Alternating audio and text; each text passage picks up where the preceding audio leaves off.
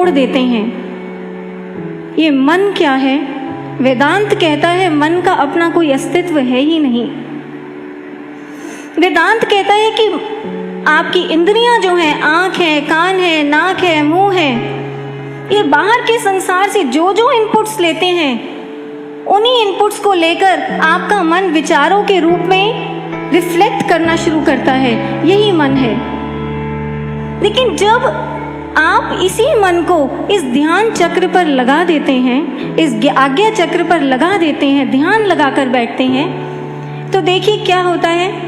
आंखें बंद हैं आपकी, आप एकांत में अक्सर बैठते हैं साधना के समय, आपका मन आज्ञा चक्र से जुड़ चुका है। तो ऐसे में जो बहुत हद तक क्या होता है कि आपकी जो इंद्रियां हैं वो बाहर से इनपुट्स लेकर आपके मन तक पहुंचाना बंद कर देती हैं। आपकी इंद्रियों के इनपुट्स आपके मन तक पहुंचना बंद हो जाते हैं, जो मन यहाँ टिका हुआ है। अब ये जो चेतन मन है, यहाँ रहने वाला मन, इसको खाली बैठने की आदत नहीं है। ये मन खाली नहीं बैठ सकता, इनपुट्स के बिना इसका अस्तित्व ही नहीं है। इनपुट्स नहीं मिलेंगे तो ये सस्टेन कैसे करेगा? इसलिए होता क्या है, इस मन के पास जब बाहर से इनपुट्स आने बंद हो जाते हैं तो अंदर से इनपुट्स आने शुरू होते हैं।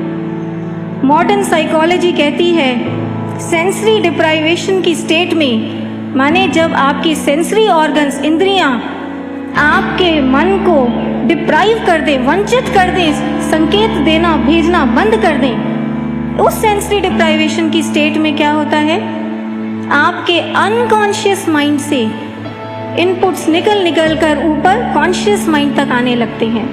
पूरी की पूरी मॉडर्न साइकोलॉजी की थेरेपीज इस एक रहस्य पर टिकी हुई हैं। और वेदांत की भाषा में अगर हम समझें तो वेदांत कहता है कि जब मन तक बाहरी इंद्रियों से इनपुट्स आने बंद हो जाते हैं और मन यहाँ टिका है, तो चित्त से इनपुट्स निकल कर चित्त में जो संस्कार हैं, जो विकार हैं, जो वृत्तियां हमारी जमा हुई हुई हैं जन्मों जन्मों की, वो इनपुट्स निकल कर चित्त से हमारे मन तक पहुंचने शुरू करते हैं, हमारे मन तक पहुंचने लगते हैं। तभी आपने देखा होगा प्रेमी साधकों, जब आप ध्यान करना शुरू करते हैं और गहनता में जाते हैं, तो कई बार इतने समय पुरानी बातें, बहुत पुरानी बातें, जिनको आप कहते हैं कि चलते फिरते कभी सोचा ही नहीं, लेकिन वो पुरानी बातें भी दिमाग में आकर घूमने लगती हैं।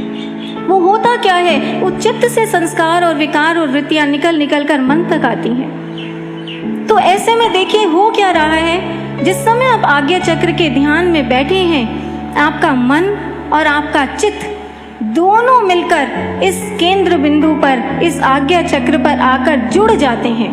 मन और चित्त दोनों ध्यान लगाते हैं इस आज्ञा चक्र पर। मन और चित्त के यहाँ जुड़ने से अब फायदा क्या होता है, ये समझने की बात है। इसको हम एक उपनिषद की, मुंडको उपनिषद की एक छोटी सी कहानी से समझेंगे। ऋषि कहते हैं एक पेड़ है, एक वृक्ष है, इस वृक्ष पर दो पक्षी रहा करते हैं। एक जो पक्षी है वो सबसे ऊंची शाखा पर, सबसे ऊंची डाल पर बैठता है और ना कुछ खाता है ना पीता है, बस देखता है, साक्षी बनकर देखता रहता है, आनंदित और मस्त रहता है। लेकिन जो दूसरा पक्षी है, वो पक्षी नीचे की डालियों पर इत उत कूदता फुदकता रहता है, व्याकुल है, कभी सुख के मीठे फल खाता है तो हंसता है, दुख के कड़वे फल खाता है तो रोता है।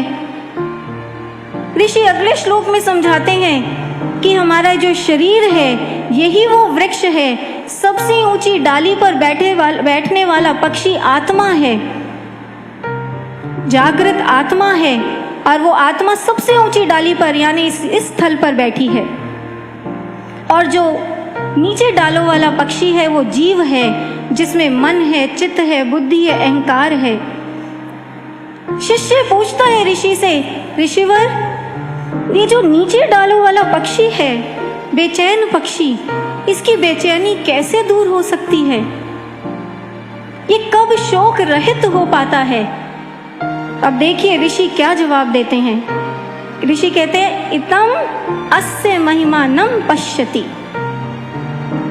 कि जब ये नीचे वाला पक्षी ऊंचे वाले पक्षी, ऊंची डाल वाले पक्षी की महिमा को देख लेता है, माने जब मन और चित्त वाला जीव आत्मा का साक्षात्कार दर्शन कर लेते हैं।